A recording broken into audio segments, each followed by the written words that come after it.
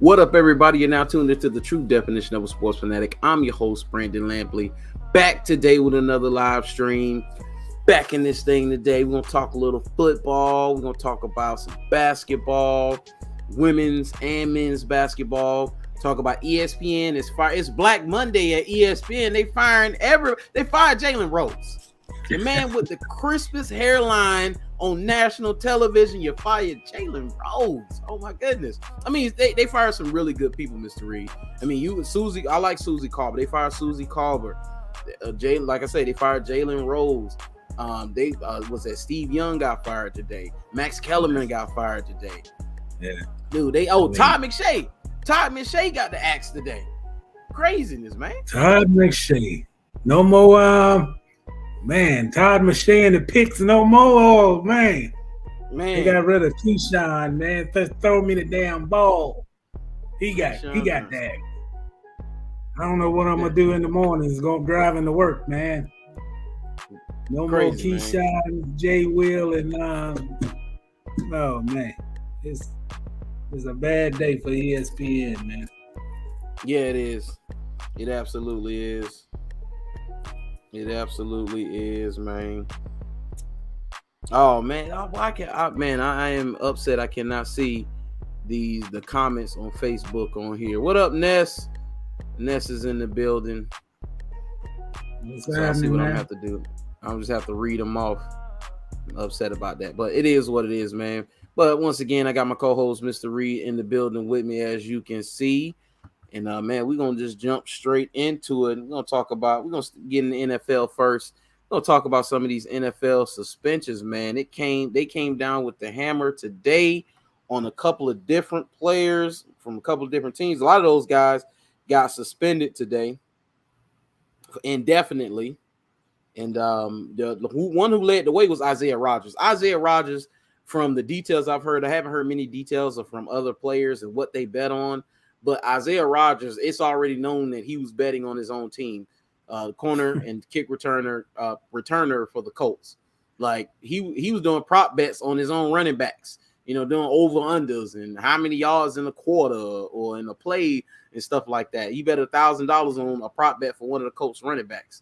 Yeah. So that's obvious why that is a bad thing. I mean, especially the bookies. The sports books have a vested interest in it, and so does the NFL. When you're directly betting on games, you can affect the outcome of. You cannot do that. So the NFL is doing what they can.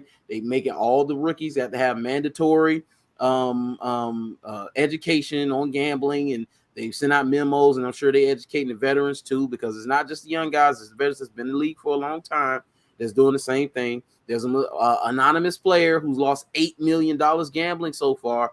He hasn't been named. I'm sure those details will come out soon. But this has become a problem for the NFL, and I'm with them. They have to nip it in the bud. I mean, and I understand now why they did Calvin Ridley the way they did him, even though I feel like it was excessive and they didn't have to do that. Seeing what's come behind him, I understand now. I do. I understand.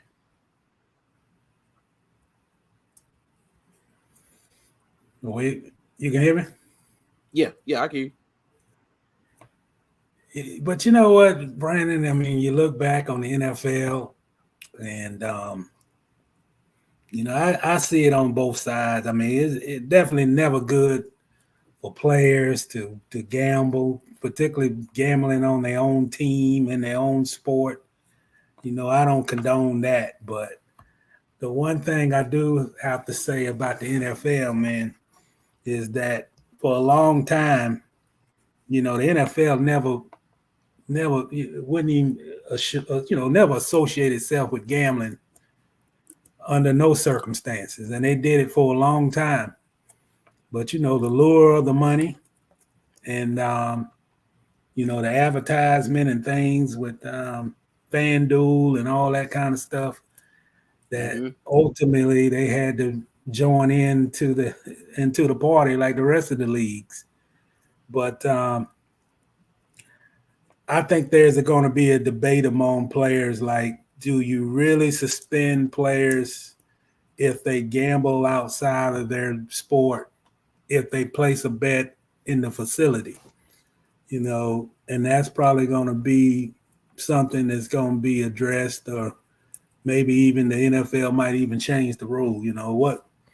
I think there are going to be some players that say, well, what's the harm in placing a FanDuel bet and we're in the team facility and it has nothing to do with my sport, But I don't see Isaiah Rodgers, Rashad Berry.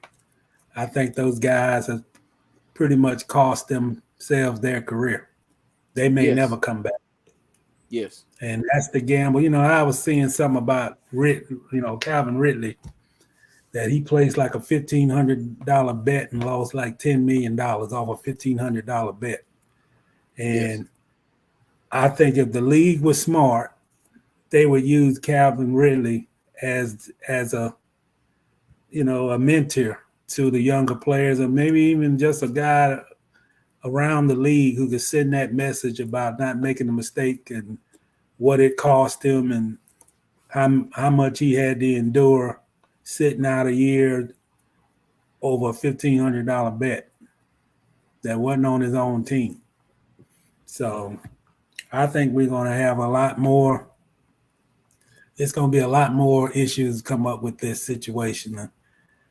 And I don't think there's going to be players as blatant as Rodgers, but it's going to be something that, maybe the league got to find a way to police it better, or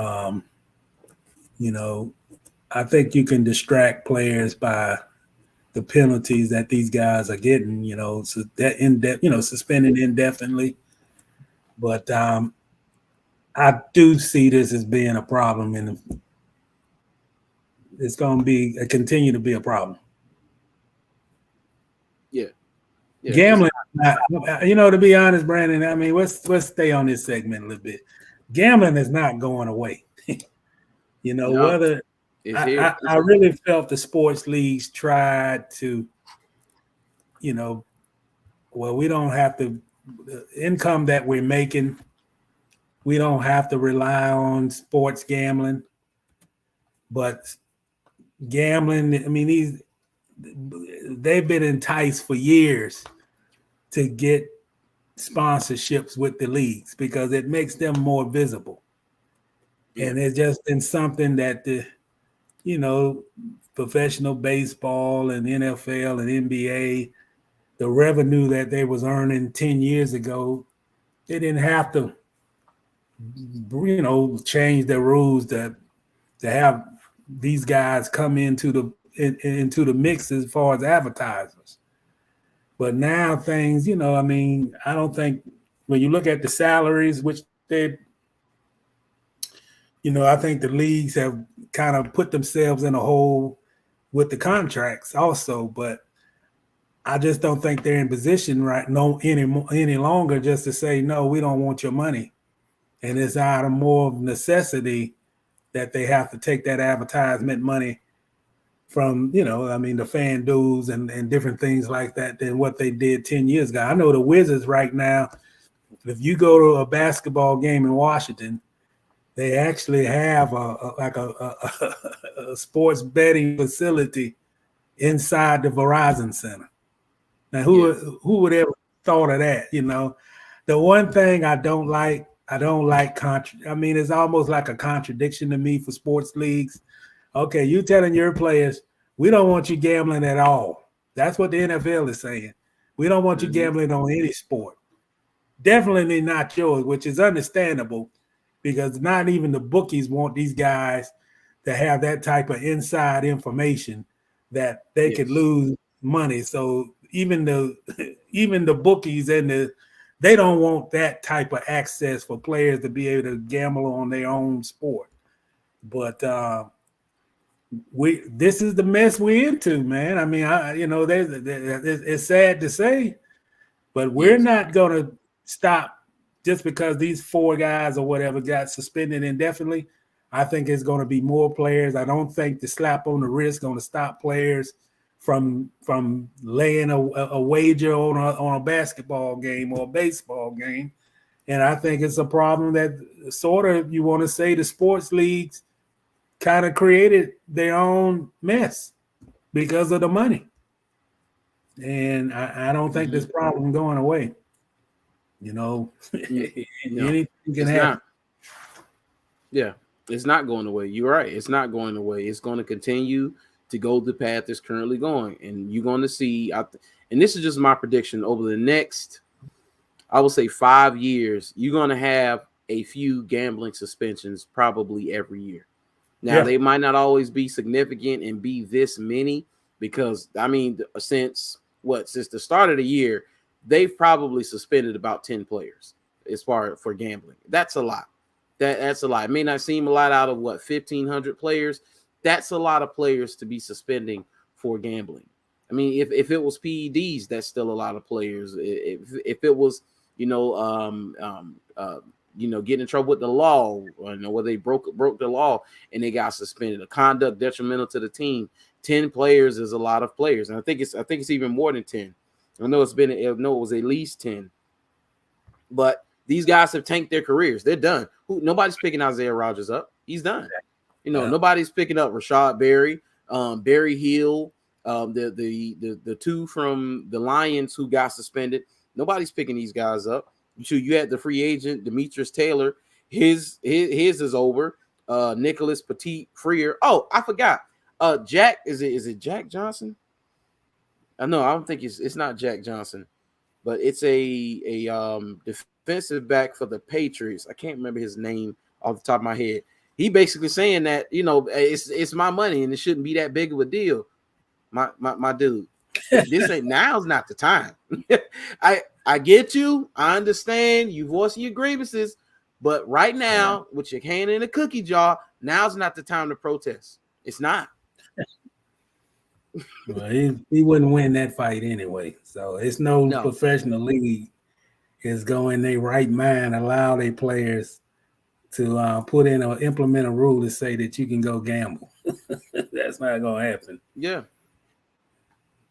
But, and who would want to? I mean, let's be honest. Who would be in their right frame of mind bet on their own team? I mean, I know it's been a while since all the Pete Rose stuff, but come on, man. If I'm a professional athlete and I know what Pete Rose went through, still not in the Hall of Fame, bet on his own team, or it's speculated that he did, and all the hardships, all the different things taken away. If I was a professional athlete, I would just look at what his torment been because of gambling, and that would be enough for me to say, no, man. And then another thing, Brandon, I mean, like, come on, man. You're going to enjoy a $50 bet to lose your whole career? I mean, these guys are betting like $50. Yes. I mean, even Calvin Ridley betted like $1,500, $1,500, and he lost $10 million. I know the difference between going to jail and not going to jail. You think I'm going to take the risk and go to jail? I mean, that's basically what they're doing. I mean, it's like, come on, man. I know what the rules are. I'm not going to break them just to see if I can break them. I mean, I think that's what happened with the Colts guy. Okay, I know they got a rule, but they're not gonna catch me.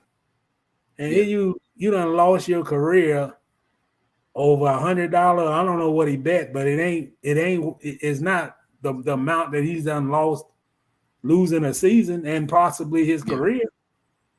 Yeah. And I think the thing that they might have to do, I mean, what do the league do? Do they try to, have a series of talks with players, or do they implement the warnings of the punishment and try to emphasize the punishment aspect of it, or what? But man, I'm reading that story. I say, man, this guy, you can't tell me Ridley done lost his career, lost the season. Pete Rose is a Hall of Fame player, can't get in the Hall of Fame. So there's a lot of examples out there that would deter people, not people, but deter athletes not to gamble. And here we are. Mm-hmm. Here we are. A Yeah. guy took the risk and gambled on his own team, gambling on his running backs and all that craziness. So Yeah. welcome to the sports world, because that's what we into, man. Even newspapers now have hired reporters, and their job is just to report on all the gambling news. In Mississippi and on the Gulf Coast of Mississippi, they actually have like where you can lay bets on games at their casinos. Wow. So hey, but it is what it is. You see, let's say gambling on sports goes further back than now, and it's all because of greed. They are slowly and strategically going to allow it soon, and the NFL will get a slice of the pie. Watch.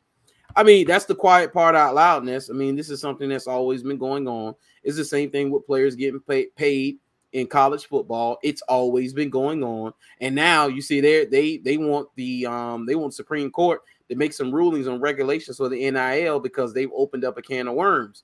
But this is what it is. It was always going to go this way because guys were getting paid anyway, just like guys have always been gambling. I mean, you go back as far as what Pete Rose supposedly gambling on his team's games. This is always going on. Players have always gambled, on their sport and even their games. It hasn't stopped. It's just now the way technology is, they can be caught now, and they're looking for them now. Before, they weren't really looking for guys gambling as much as they are now because it's so prevalent. It's out in the open. It has been legalized in so many places. But I mean, the NFL are going to do what they can do. They're partnering, of course, with these people because you say it gives them visibility. And of course, it's all about a dollar. If you want to know what the answer is to most things when it comes to sports or just about anything in life, follow the money. It's all about the money. It's never been or ever will be anything but about the money. But I can't see a way, even that's what you said. I can't see that being letting this go because guys have a vested interest in the outcomes of the game. They can directly affect the outcomes of the game, and as long as that's the case, I don't see it being regulated in any way. They're gonna want guys to stop. Are guys still gonna do it? You better believe they're still gonna do it. Man, I'm looking at this ESPN story, and they said Rodgers, the majority of his bets was between $25 and $50, and the highest bet that he placed was $1,000 prop bet on the under and over on the rushing yards by a Colts running back. He blew his career on $25 bets. Yes. $25 bets. $1,000 prop bet on his running back. Come on, man. It's it's crazy, man. You lost let's just say Isaiah Rodgers has betted $50,000. That's his total. He's betted $50,000 on various bets, and let's say he's won around that amount. He's broke even on that. Well, he's betted $50,000. He may have won $50,000, but he's just lost millions in future earnings because he's done. There's nothing left. That's it. That's it. It's done because these aren't now. Let's say if this was let's say if this was Joe Burrow. Joe Burrow got in trouble for gambling. He was gambling on his games, whatever. Joe Burrow, that's guys like that only the ones I think can survive stuff like this. Like guys like Calvin Ridley are the only ones that can survive stuff like this. These guys have to be potential or bona fide stars in order to survive something like this because the talent is too great for somebody to pass it over. Like if Burrow had got suspended indefinitely, he served his year, they reinstated him, and Cincinnati cut him, which they would not. He has a job tomorrow. Tomorrow he has a job. So it's like Jimmy Johnson. He say I treat players depending on their ranking on the team.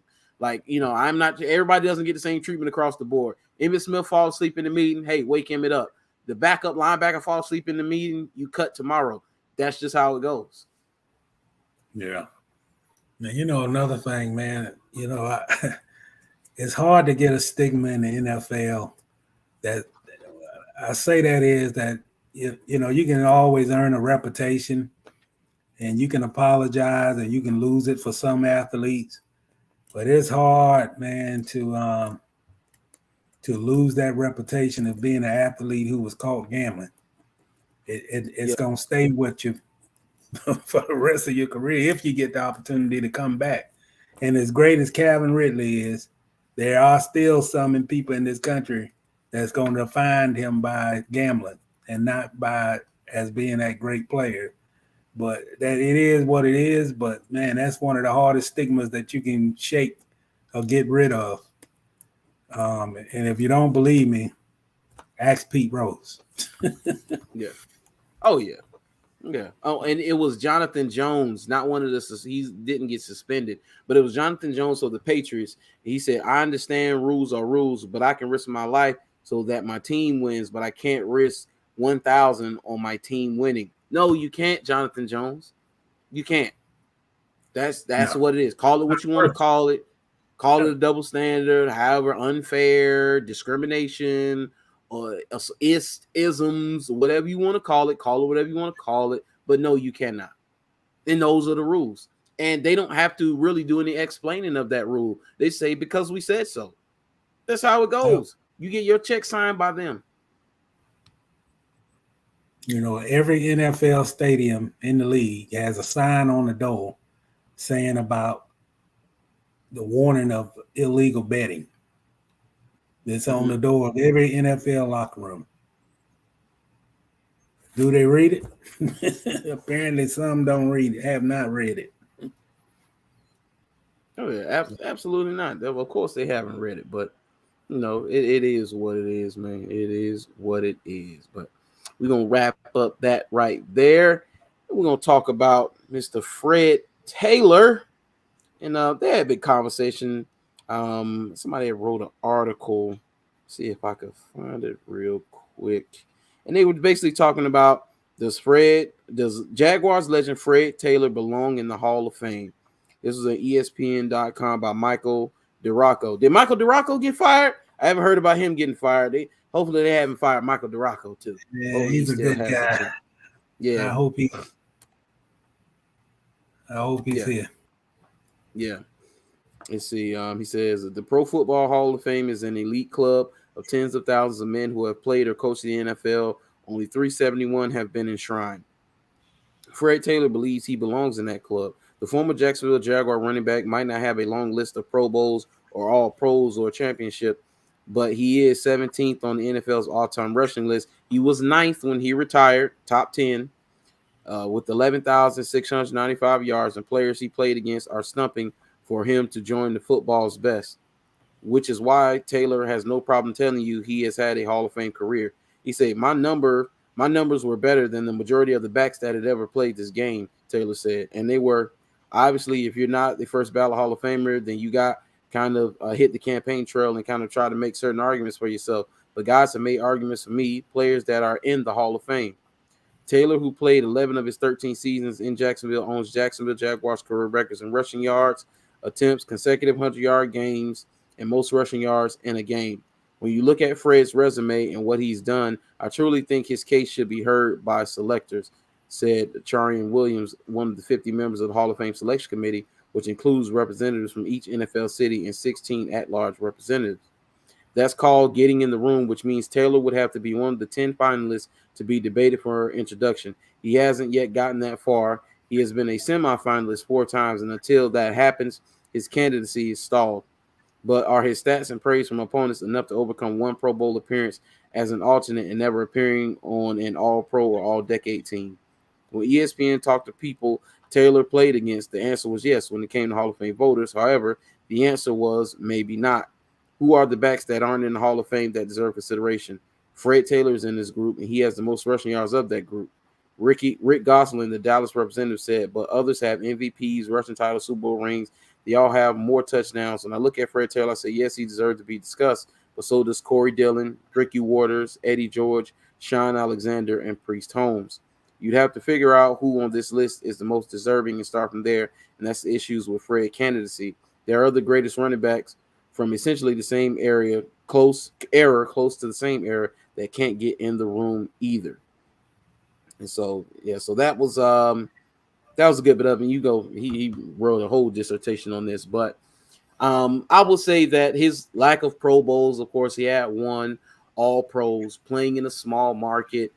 Stacey Mack being a touchdown vulture, because I think Stacey Mack had 2 seasons of 9 touchdowns each, so he used to get the goal line carries. And then late in Fred's career with Maurice Jones-Drew as his backup, Drew took a lot of the goal line carries. So, I would say that's probably about 20 to 25 touchdowns right there that's off of his resume that could have been on there. But even with all that said, just turn on the tape. Yeah. Turn on the tape. That's all you have to do. Turn on the tape. Dude, if Terrell Davis is in the hall with his numbers, come on, man. Because when they talk about Super Bowls, I don't want to hear the Super Bowl argument because it's a team game. This isn't golf. It's not tennis. It's a team game. I'm not going to penalize a guy because he played for a crappy team. No, I'm going to evaluate him on his play. And Fred Taylor passes the eye test every single time. I agree with you. I mean, to me, and no offense to Tony Pacelli, and he's as well-deserved and in the hall, and he deserved that. But Fred, to me, is the greatest. To me, he's the greatest player they've had in their history, and one of the most exciting. And yes, I think too much goes into let me say how to phrase this. I think too much goes in and there's one thing to be longevity is important, but nothing elevates production. We'll be looking at the highlights well beyond when we're off this. They'll be showing highlights of Fred Taylor run against Miami for the next 100 years. Just the excitement of that run alone. I mean, we got to, I think the selection process is too political. I think too much goes into what market the player play in. I mean, so I've even heard people say, well, if Fred played in San Francisco or New York or Dallas or somewhere, it wouldn't even be a question. He would have been in 10 years ago. And that's the kind of stuff that if you're going to legitimize it and you're going to cite the players who deserving of the hall, then that's the kind of nonsense stuff that some of those voters sit at the chair and they already have a slight of, oh man, we can't get another Jacksonville player in there. Look at their history, that kind of stuff. Bias. And I think, there's a lot of bias. There's a lot of, we only look at the players because those are the ones that was on national TV the most. And there's nothing wrong judging players on Super Bowl rings and that kind of thing. But the Hall is a collection of a lot of criteria. There's not no one criteria to get you into the Hall. You look at Fred Taylor's production. You look at what he did, his talent. You look at explosive plays. You look at how many times did he actually get hit behind the line of scrimmage, and you look at touchdown runs. And you look at it. I mean, there's a whole lot of go in that equation. Every time I look at his stats, I mean, look at his numbers. Look at his career rushing numbers. And I think the guy should have. Should have been the first one go in if you really want to think about it. But that's for not right now. But man, I think. And another thing is on Fred. I don't think he's celebrated enough in this city. I think if you really look at it, you look at a guy who was a star at the University of Florida, came from Gainesville to Jacksonville. I mean, how many players in the franchise history has had success at the University of Florida, immediately come to Jacksonville and becomes a star, not just a good player, becomes a star. And he was a star at Florida. The guy comes from like Pahokee, Florida. I've been there. I know what he's come from. Muck City. And here's a guy who's got to sell himself to the national media on his merits to get in the Hall. Something wrong with that. The guy deserves to be in the Hall of Fame, man. It ain't about, I don't need to hear about, where there was some lean years in Jacksonville and all that crap, so Jacksonville already got one Hall of Famer. It might be 10 years before they get another one. I've even heard that. I mean, you got to get this man his due. And I think Jacksonville need to do that. How can a Fred Taylor, wanting to go down as one of the greatest players in Jaguar history, and I've never, I was in 24 years in New Orleans, so I'm not going to say I was here the whole time he played, but I have never seen Fred Taylor on a commercial in Jacksonville. Yeah. That's you tell me something wrong with that. We don't even promote him in our own city. Yeah.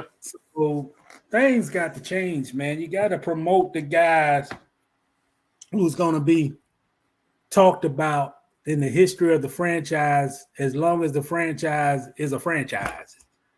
And maybe that's got to be more on us in Jacksonville to give the guy, this guy is on a show nationally, the pivot. And I think he's gotten more national recognition just being on that show than anything that's been in this city. Yeah, absolutely. Yeah. Too, for the people who watch him now, especially in broadcasting, and don't know, they go back and look at his career and they're gonna be like, wow, I didn't know this guy. He's actually a very, very excellent player. And his coverage, and of course, being in Jacksonville or whatever, his coverage, they did not match what his career was. He had a Hall of Fame type career. Any of the running backs you could think of that's been in the spotlight, been in the limelight, whatever their status is and how popular they are, Fred was that and probably then some. And that's not putting on, that's not biased because I'm a Jaguar fan, because that's what it is. That's what we've seen from Fred. Yep. But I think he's long overdue. I think he deserves to be in the Hall. And I'm almost to the point where what more do you have to sell it on? And what person is going to sell it on the fact that he don't deserve to be in the Hall? I definitely could voice my argument stronger for him being in the Hall than not being in the Hall. So I don't know, man. Fred deserves to be in the Hall of Fame. Yeah, absolutely. It's a Kassan said, evening, fellas. It's the weekend, baby. Time to two-step in the juke joint. Hey, Kassan, don't go to jail this weekend. Don't go to jail this weekend, y'all, because you won't see the judge until Wednesday, because you're not seeing the judge Monday. Tuesday's a holiday. You're not seeing that judge till Wednesday. So do not go out there acting the fool. Yeah, but don't be out there acting the fool, boy. That's a long stay in jail without bail. Man, absolutely. So yeah, I'm with you. Gannett say the fact that Fred's numbers are better than some of the backs already in the Hall of Fame now not only puts him in that room, but also puts him in the Hall. Amen, Uncle John. Oh, for sure. Absolutely. So I think he deserves his props. Give him his props. He deserves his props. He shouldn't have to go on podcasts and sports talk shows to talk himself up. I mean, I just hate that. I just hate that he got to remind people how good he is. I mean, if you know football, and most of us do, we watch it. This guy was a rare talent. It ain't. I mean, I don't know what more. I asked the public, what more could he have done that he didn't show? So that's my take. Yeah, he should be in the Hall. Yeah, absolutely. And then before we get off this subject though, why haven't I seen more from the Jaguars campaigning for Fred? I need to see more of that. Me personally, I haven't seen it. Maybe they have, so I haven't. Let me know if they have. If I'm wrong, y'all let me know. But I have not seen any of these things around this time when it's time for you to campaign for players. They should be campaigning for Fred Taylor and Jimmy Smith. They did for Tony Baselli. I've seen it. They need to do it for them too. Yeah. They got to do whatever they can to get both those guys in the hall. Yeah. But I particularly Fred Taylor. I just hate to see the guy have to sell himself on a podcast to remind people how great he was as a player. And the Jaguars need to do more to visualize it. They got the platform to do it. Show some of the highlights. Show the Miami game. Yes. Show them highlights. He said, Kassan said Jimmy Uber and Lyft is Johnson's- his best friend. Yeah. That was Jimmy Johnson's final game and Dan Marino's final game. So, yes. Yeah. Okay. Kassan say Uber and Lyft is my best friend. Yeah, Kassan, Uber and Lyft is your best friend this weekend. Yeah, we need to send that message out, man. Sure, man. But we're gonna leave it right. Go ahead. Nah, I mean, I like your message, man. Just everybody be safe. I know it's a holiday weekend. Some of us don't have to go back to work till Wednesday, but man, be safe out here on these streets, boy. Right. Use Uber. Be safe. Yeah, use Uber if you got to. Don't take the chance. Yes. Absolutely. So we're gonna leave it right there. We're gonna stay in the NFL. We're gonna talk a little Saints and Mr. Derek Carr. And Derek Carr unloads on Raiders breakup. He said, once they made my wife cry, that was pretty much over. They made his wife cry? Oh, come on, man. What's up with that? He said the Las Vegas Raiders made the decision to move on from quarterback Derek Carr last year with 2 games remaining in the regular season and the playoffs still on the table. Part of the decision was financial due to his contract and the injury guarantee that came with it, but that wasn't the only reason. Carr went 6-9 as a starter in 2022 and posted the second worst completion percentage of his career, the second worst passer rating of his career, and threw 14 interceptions, which tied his career high. Carr landed on his feet with the New Orleans Saints, but admitted recently that he was miffed how his Raiders career ended. I was, for lack of a better term, I was very upset. I was mad. He told the Fresno Bee, you spend 9 years in a place, you have all the records, you can play at a high level, and for something to get in the way, whether it was whatever reason, money related or whatever, injury related, I would have said, I don't even want the money, just to play 2 more times in front of our fans. I didn't get that opportunity, so it definitely lit a fire inside me to keep going. See, Carr was asked if he would let bygones be bygones if the Raiders had changed their mind and wanted to keep him moving forward. He answered no, because the whole situation made his wife cry. He said, once they made my wife cry, that was pretty much over, Carr said. Once they made her cry, that was it. But the love for my teammates, it was what probably would have made me do it. But the way it worked out and the timing of things, it was time for me to move on. But who knows? You never know what will happen. He said, Carr says he still wants the Raiders to succeed, even though the situation he went through was tough. Carr became a Raiders staple in 9 seasons. He became the franchise all-time leading passer with 35,222 yards. All-time passing touchdown leader, 217, and second in wins with 63. Despite registering the most upset wins, 33, the most game-winning drives, 33, and the most fourth-quarter comebacks by any quarterback through 9 NFL seasons since 1970, success was still hard to find. Carr dealt with 6 different head coaches, 5 different play callers, and statistically the worst scoring defense in the league since he took over as the starting quarterback. If you win more games, you keep being productive, you stay there forever, Carr said, but we didn't win enough games, and that's the kind of stuff that happens with all the turnover of coaches, with all the different things. Eventually, the last guy in the room is usually going to go out at some point, and that's really what happened. I've survived about 20 coaches, and that's how it goes, and it is what it is. See, he said, but I'm happy to be somewhere where we're in a stable organization that's been proven for years, and I hope that the Raiders find something good there, too, where they can keep that stability for the next guys, because I know how important it is, and I care about my old teammates. But for the time being, I'm just excited to be part of the Saints organization because they won at a high level for a long time. Well, I didn't know Carr's numbers were that. I knew his numbers were decent, but, I mean, those are really good numbers. Like, since 1970 means all quarterbacks. I mean, what they said, the most game-deciding plays, the most game-winning drives, since 1970. Like that's something I did not know. Which I knew Carr was a good quarterback. I think he was like right below the superstar level. I felt like he could win you games. Didn't know if he could win a title, on his own merit. Without more help.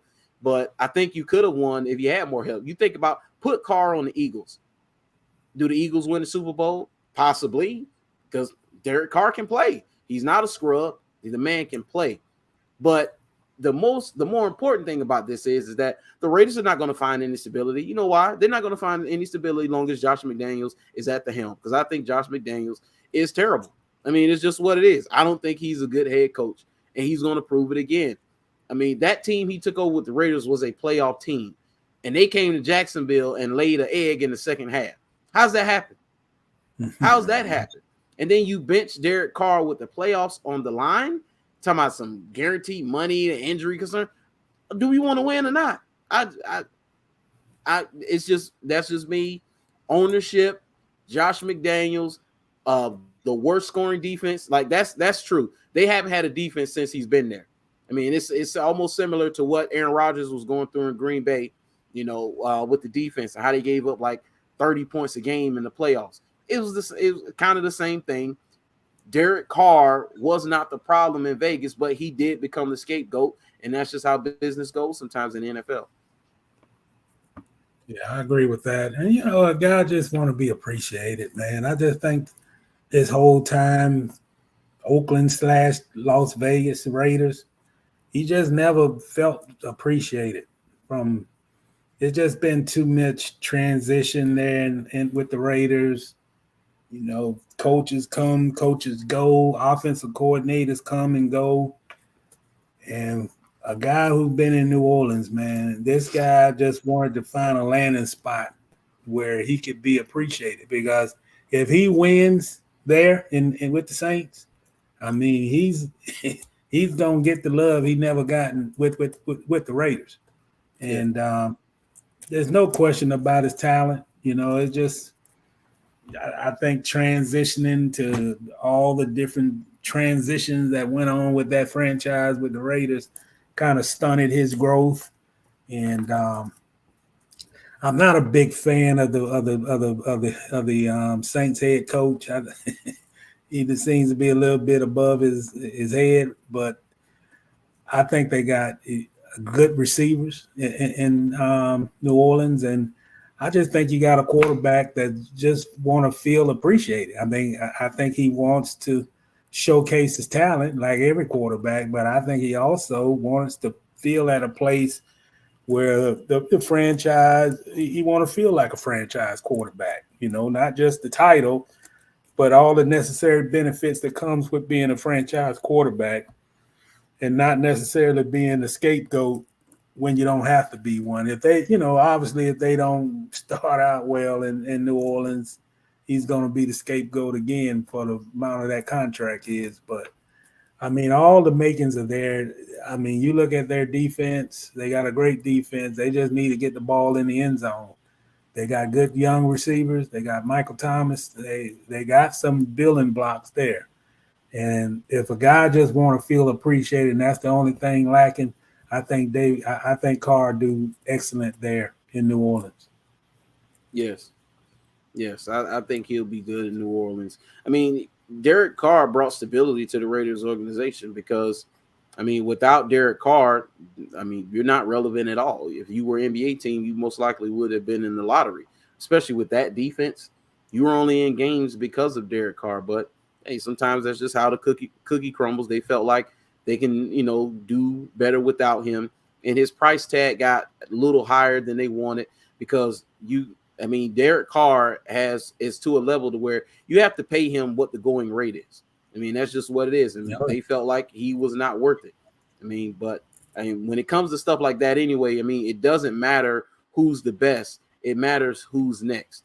So they didn't want to pay the price tag they was going to have to pay to keep Derek Carr for the level of play that they were going to get from him. And hey, hopefully they find who they're looking for and, get what they trying to get. But with Josh McDaniels at the helm, I don't know about that one, man. I don't know about that one, but we're going to leave it right there. We're going to stay in the NFL.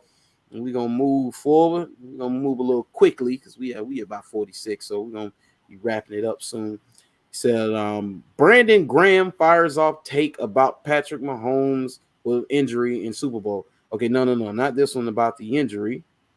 But we want to talk about how he talked about the field was slippery. He said the Eagles got blessed in Super Bowl 57 because the field was slippery. He said, you need to get track. Brandon Graham, this is his words. You need that traction to be able to get off the block, and we were slipping a lot.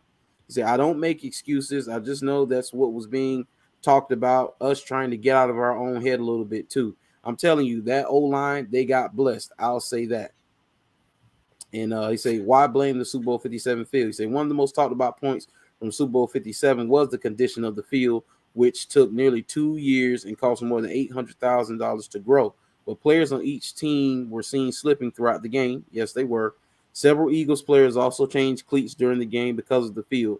The sod father, George Toma, the longtime groundskeeper who was prepared and then consulted the NFL for every Super Bowl field, later said that the field was overwatered. He said when the Eagles looked at the film of the game, Graham said he noticed if players weren't slipping, they would have gotten to Mahomes. He said when we looked at the film, man, there was a couple of times where if Sweaty didn't slip, boy, strip sack. Graham said, oh, my God, especially that first drive where he threw it across the middle to Travis Kelce. He was right there. He slipped. We could not believe it.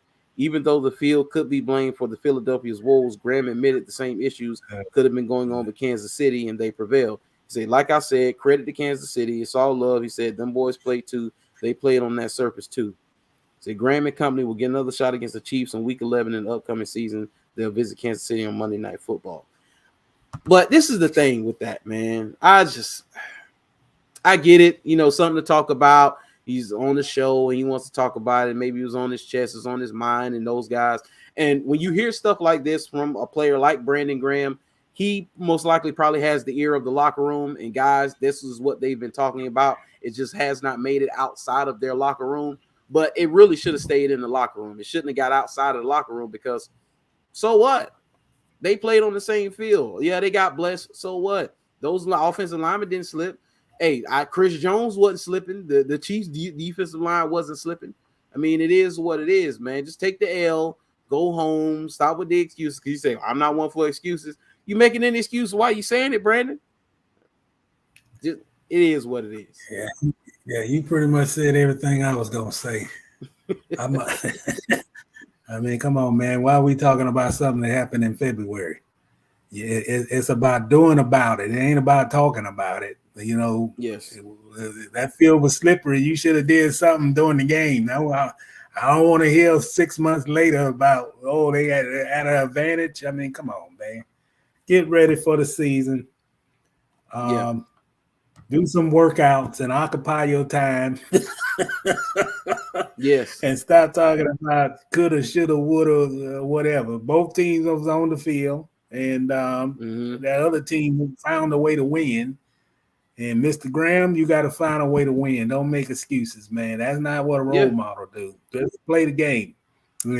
Play the game at the game, and not 6 months later when we're not even. Hell, I gotta go back and remember who was playing in the Super Bowl. It's been so long ago. Yeah. Right. So, man, I know it's a long summer. We ready for training camp. We got a couple of more weeks. Once we get to July, I know what the focus is. But come on, man, we ain't going back. We don't care how the field was slipping. I want to know, how did the Chiefs win? Yes. Yes.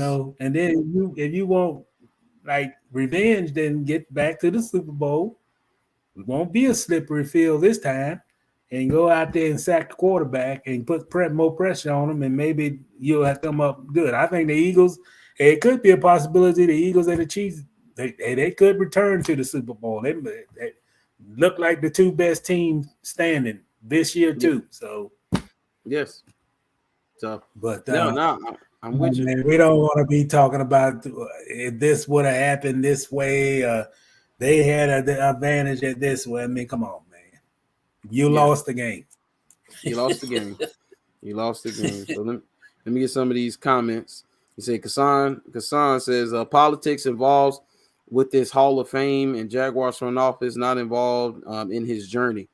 Oh, yeah, there's a lot of politics in the Hall of Fame, and Jaguars do have to get involved. Ness say, yes, Brandon, the Jaguars and this entire city should be going nuts to get him in the Hall. Oh, yeah, hey, Kassan say, no holiday weekend for him. He worked Tuesday, so just a regular weekend for him. Okay, so you all right. You won't be turning up too bad. And Ness say, I don't care how good of a talent you are. Instability at the head spot is like having to pee really bad and your zipper is stuck. What a mess. The Raiders have been a mess for a while. Yeah. I can't blame Derek Carr for that. You say, Kassan say about Brandon Graham, he say a bunch of woulda, coulda, shouldas getting his 1 cent in. That's all. Woulda, coulda, shoulda. Oh man, almost a strip sack, but he fell down. Well, the play didn't happen. It is what it is. Hey, I've never gone through a game of Madden that I played, and I was like, man, I almost caught that ball. I almost had that interception. I almost didn't fumble the ball. It is what it is. This is for my sports writers, man. I know you guys work hard, but let these guys enjoy the time off. There ain't no stories out there right now. Don't go to these guys' camps asking them these dumb questions to get dumb responses. You're not going to get any more clicks. So leave them alone. Let the window go until about 2 weeks from now. Stop going to these guys' camps, putting the microphone in front of them, harassing them, and then asking dumb questions and getting dumb responses for dumb stories. Leave them alone. Go on vacation. Yes. I mean, you got families. This is your time to go on vacation before that training camp starts. Yes. I mean, I was going to say a name, but I ain't going to say a name, boy, because that. Nah, you ain't got to put them out there like that. But what you said you got to have a life outside of this stuff, man. That's what's called burnout. Those guys have a camp, take the photographs, do the videos, but, man, don't ask these guys dumb questions at their camp, man, because that is what this was. Okay, he's at a camp. Well, what do you think about the Super Bowl? You think if you would have did something different, I mean, what would have happened? I mean, I can see that question being asked. And then the guy never going to talk to you again because you just made him look stupid. So sports NFL writers, go on vacation, man. Stop going to these guys' football camps and all that. Get you some rest. Go out, take a cruise, and then come back and ready for a long season in about 2 weeks. Then we'll be ready to read about football. Because right now, these are grasping, like you just throwing stuff out there. Just throwing, hit the wall with paint and see if it sticks. Yeah. Take a vacation. And hey, it's funny you bring that up. Even someone who isn't even an avid football watcher like that, asked like, why do they ask them so many dumb questions? Even somebody who doesn't watch the sport can realize that. Whether it's after games, before games, interviews, they do ask a lot of dumb questions. So you are correct about that one, sir. Let's see. Ness say this would be more relevant if he had been on the winning team, but since he was on the losing team, boy, quit crying. The new season is about to start.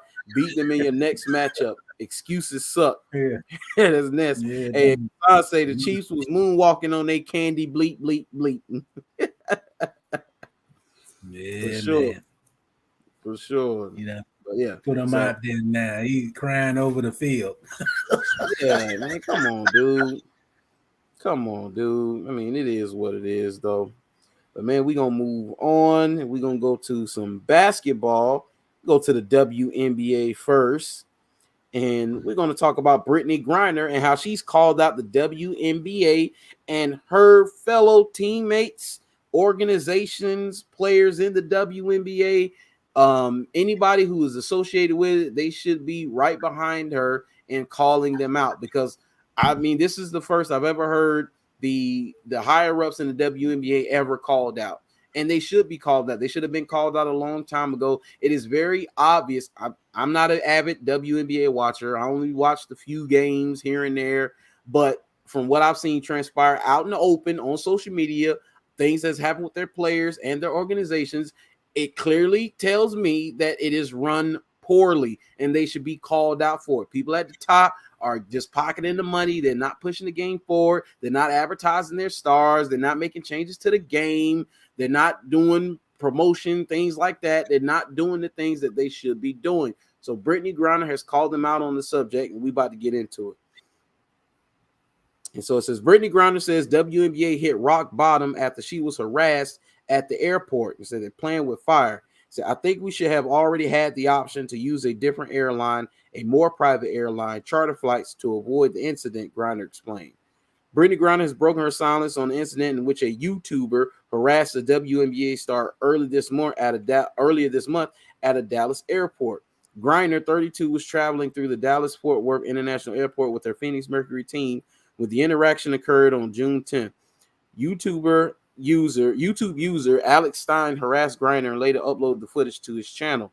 Speaking with the media on Monday, Griner, who was detained in Russia prison for 10 months last year after getting arrested at a Moscow airport, said the incident was a rock bottom moment for the league, according to ESPN. I'll say this: I think we should have already had the option to use different airlines, more private airlines, charter flights. He said it's a shame that it had to get to rock bottom because I feel like waiting for something to happen and then making a change, you don't know what that something's going to be. The WNBA All-Star continued. We've all seen what can happen in this world, and when you play the let's wait and see game, you're really playing with fire. You're playing with people's lives. Griner concluded that she was glad the league finally got it together to allow players to travel privately, but added that it's just a shame that it took so damn long, honestly.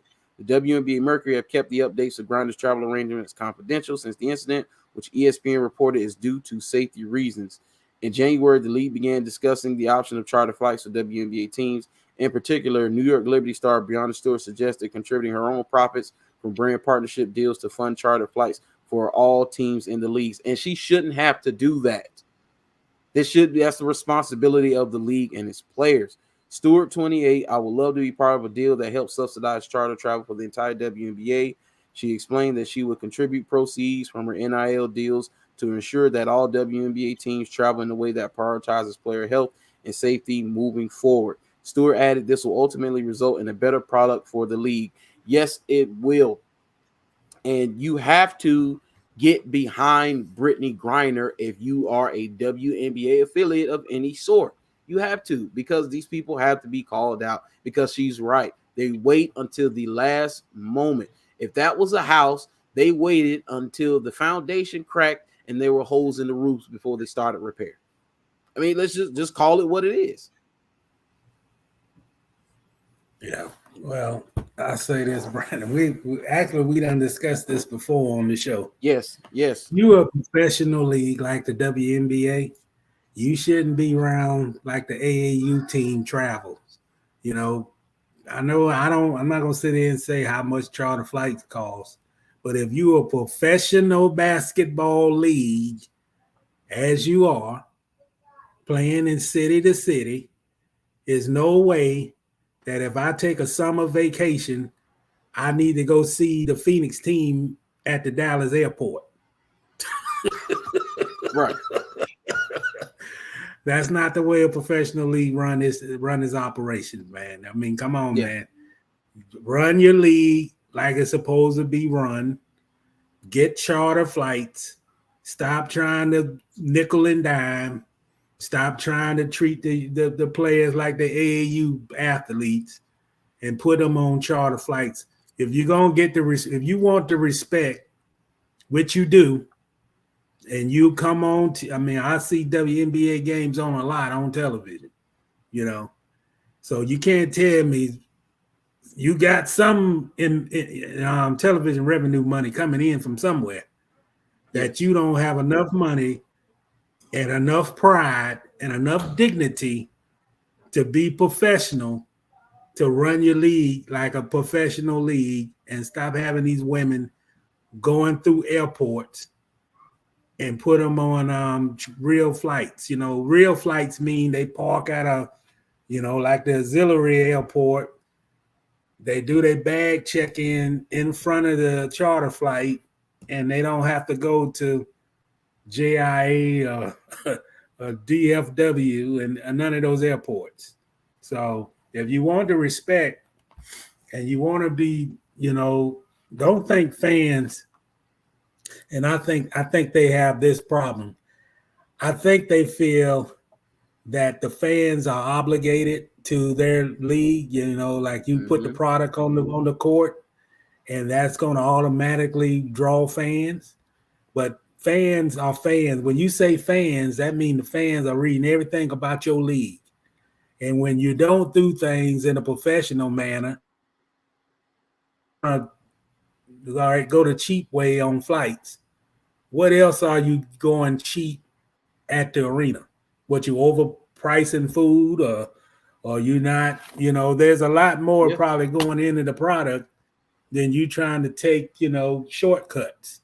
And if you're going to be a professional league that you want to have 16,000 fans or 17,000 fans around the country to come to your games, then you got to have the perspective that you a professional league, so you got to act like it.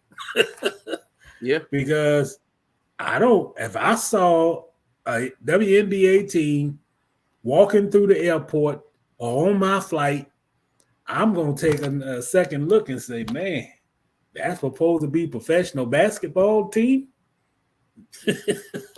Yeah. I don't see the Lakers. I never saw the Lakers catch a flight with me. Yeah. Yeah, you done been in those circles. Like Kobe Bryant walking through an airport trying to get to Utah. So you got to, it's more going to being a professional league than playing the games. It's also image. You want to attract a crowd of fans, and you got to attract fans who may not be interested in your league, and you're trying to attract new fans. You're not going to do it cutting corners. So, act like a professional league and put those ladies on real commercial charter flights. Oh, absolutely. Shoot, you think about some of the historic owners in the NBA and NFL. For example, Eddie DeBartolo for the 49ers. One of the reasons the 49ers won like they won, they say Eddie was first class. They say everything Eddie did for the organization was absolutely first class. You can say the same thing about Robert Kraft in New England with the Patriots. He already said, hey, he needs ring number 7 to make him feel better. He's wanting that. And he's purporting himself as that. And so that's his expectation. It's the same thing with the Steelers. They've been a first-class organization. You think about those things. Got places where it's been first class. The WNBA hasn't been first class whatsoever. It hasn't even come close. And they can be. This is the thing. They can be. Go ahead. Yeah. But another thing, Brent, it ain't just the fact that the security reasons about why teams fly charter. First of all, for an NBA team, because they did fly commercial flights back in the 70s. But the fact is, you cannot put, most of your NBA players won't fit in the seats. You don't want your team, you don't want your players eating stuff that the plane gonna serve. And you want them to be able to watch film and do some things. I mean, charter flights for the NBA player, they got swivel chairs, they got beds on the flight where the seat turns into the bed. They got areas where they can walk and lounge, play cards, and not constricted into a 2-seat space like on the commercial flight me and you get on. Those are such because of the travel. You look at 40, they played 41 games on the road. I mean, what franchise don't want to put their players in the best situation on the road? I'm almost scared to ask. I want to do the WNBA. I don't know the answer, but I'm going to ask the question. I want to do the WNBA because I know the NBA does and I know the NFL does. When they check into the hotel, I want to do each player get their own room, or do they bunk 2 in the room? That's a good question. That'll tell us a lot about how they run their things and how they operate. Let's see, got a couple comments. Kassan Carly says, hard to listen to this one local radio show at AM down in the afternoon. It's all football. Come on, talk about something else. Yeah, I know they're constantly asking the same questions over and over again. And he say the WNBA is a joke. How you get drafted and still get cut from a national championship team caliber, coached by Hall of Famer Don Staley. Shaking my head. Yeah, the LSU guard got cut. Yeah, I did see that. But I mean, it is what it is. This has always been a discussion about the WNBA, and until they make some changes and do things differently, they've been given great suggestions by NBA teams, their players, even fans have given great suggestions how to grow the game, how to make it better. But sometimes the players themselves and the WNBA have rejected it and been kind of nasty and rude about it. So, I mean, it's gotten to a point where they've like, oh, well, it is what it is. It's not getting better. And they're moving on from it. So to change that narrative, they got to change what they're doing. Well, they got to stop cutting corners. Let me give you another example about the WNBA. During the pandemic, when they were playing in the bubble, the NBA obviously played at Disney World. Do you know where the WNBA played at? They played at a high school in Bradenton. Yeah. And they were eating the high school, like they were being catered by the high school, meaning they was eating the same lunches that the kids was eating at the boarding school. Yeah, IMG. I think it was at IMG. IMG, that's where they was at. Now IMG. Yeah, IMG is top notch. It's first class. This ain't Reigns or Reebok that they going to. No, of course, but it's not Disney World. I just saying that it's not Disney World. So yeah, like Disney got 5-star restaurants on campus. They ain't got that at IMG. Yes, they were ordering Popeyes because the food was so nasty. Yeah, craziness, man. Craziness. But man, we're gonna leave it right there. We're gonna stay in the NBA, and then we're gonna get on up out of here. Talk about a little bit of free agency. And man, these guys been moving since free agency started today. And so I'm just giving you a few updates. I'm gonna throw some stuff out there, and Mr. Reed, you chime in when you want. Rui Hachimura, he's agreed to a 3-year, $51 million deal to return to the Lakers. And Hachimura, dude, you had to keep that guy. I mean, I like what I saw from Hachimura. Kyle Kuzma stays in Washington. He's signed a 4-year deal worth $102 million. Oh yeah, he's only 27. Man, he say DC, let's turn this ship around. May take time, but I'm committed, you guys, and turning the city up. So Kuzma's excited. He say Josh Richardson is making a return to the Heat on a 2-year deal. Herb Jones is staying with the Pelicans on a 4-year deal. Minnesota adds Shake Milton. Utah Watanabe is leaving the Nets for the Suns. Joe Ingles is joining your Orlando Magic. Gabe Vincent is leaving the Heat for the Lakers. I like Gabe Vincent. He signed a 3-year, $33 million deal with the Lakers. I like Gabe Vincent. I think that's a nice ad for the Lakers. Say Trey Jones staying with San Antonio. Kristaps Porzingis is set to ink a 2-year extension with the Celtics. Cam Johnson is staying in Brooklyn. Jacoby Poltel, I think I can't pronounce his last name. He said he agreed to a 4-year deal with the Raptors. And Draymond Green, 4-year deal, $100 million to stay with the Warriors. And that one right there, I was like, when I saw that, I was like, really? I'm not so surprised because it's Draymond. That's where he's, that's the team who drafted him. He want to stay. They want to keep the band together. They want to get a few more bites at the apple, and I get it. But man, I don't know, man. I don't know. Is Draymond Green worth $25 million? I mean, you could have maybe gave, because I think Bruce Brown is looking to get about 20 mil or so, or he's estimated to get that. Not that he's looking for that, but he's estimated to get that. Dude, I like Bruce Brown. I would get money towards a player like that. A player like Gabe Vincent, a player like Rui Hachimura. I don't know if Draymond Green is still that at this point in his career. Well, man, stop the presses. The Orlando Magic has signed Joe Ingles. They outspent the Bucks. The Magic has signed a veteran on the first 4 hours of free agency. Even though he's 36 years old, he can still shoot. But I'm shocked, man, because I thought the youth movement would go on for the next 10 years with the Magic. But man, I'm just listening to, like Draymond. I'm not shocked that Draymond decided to stick with the I think he could have got way more money signing with someone else.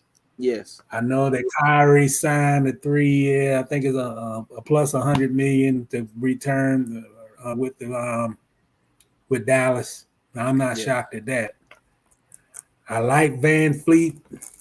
He's going to the Rockets. Watch those Rockets, man. Yeah. This ain't got nothing to do with James Harden. And we need to talk about James Harden also. Because he opted in, so he's going to get traded somewhere. So he ain't going to Houston. No. Because they just signed Van Fleet.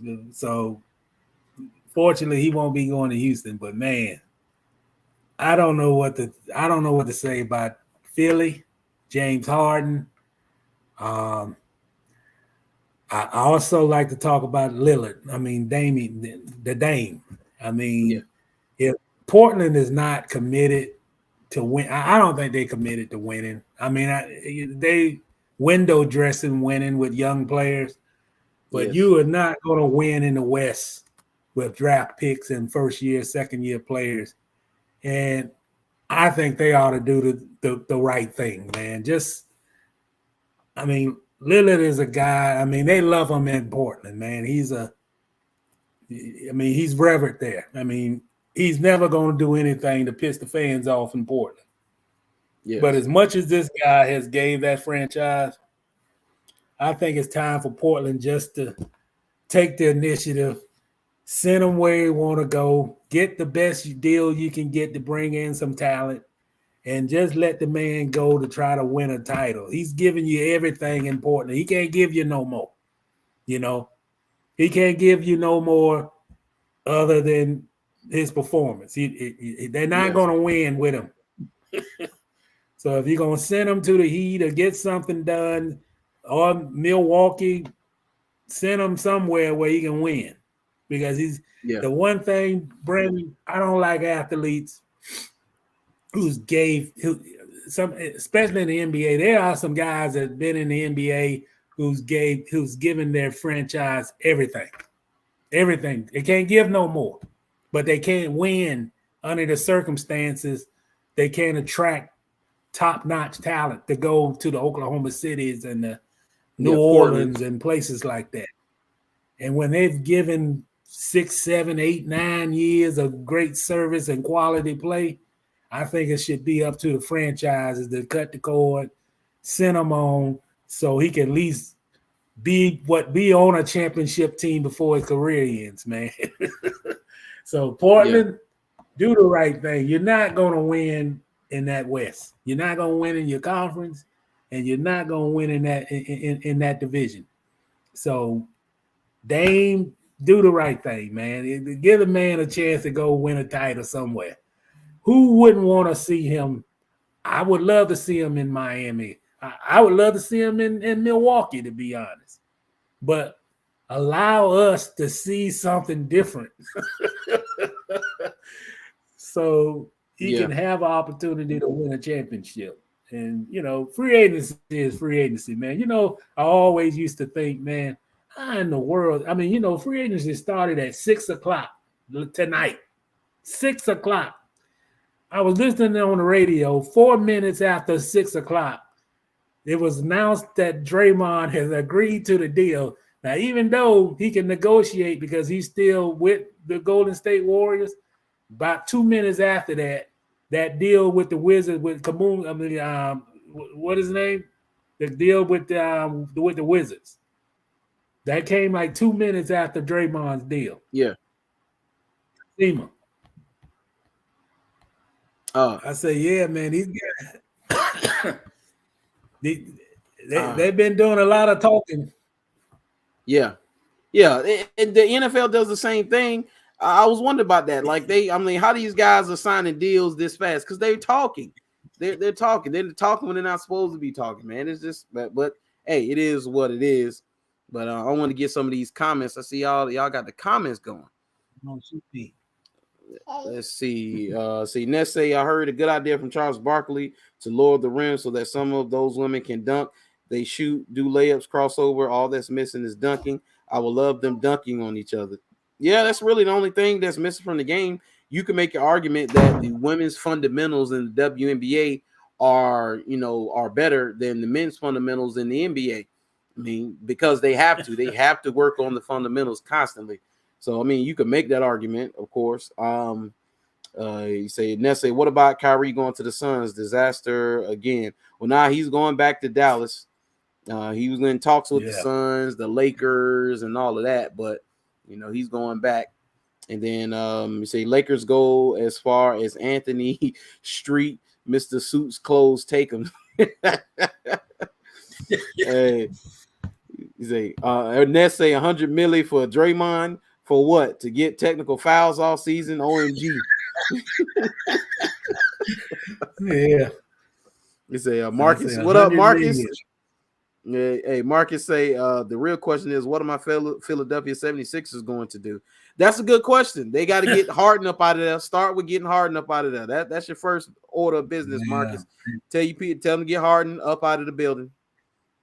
They got to get a new GM too. That too. He said, Marcus said the Philadelphia 76ers need to do a deal that involves the LA Clippers and the Portland Trail Blazers, where you get rid of James Harden, Tobias Harris, and Devin House, and Kirk Moss in a package that will bring Paul George and Damian Lillard to Philadelphia. That would be interesting. I mean, you might be on to something, Marcus. That may be interesting. Let's say James Harden is the most talented headache in the NBA. Dame needs to leave Portland if he wants the title, plain and simple. Dame, do you want fan love or a championship title or titles? And Nesse, so we're not going to mention Zion or the Pelicans. Hey, I'm trying to give Zion a little, just lighten up on him a little bit because Mariah Mills has been off the chain, man. She done put the pregnancy test, says she's pregnant by him. She got a tattoo of his name across her cheek. I don't know if it's real, but she done posted that. She threatened to release their adult tape to the commissioner and all of that, and saying that don't listen to reports from reporters about him. She know what's really going on. And I mean, so we're going to give Zion a little rest today.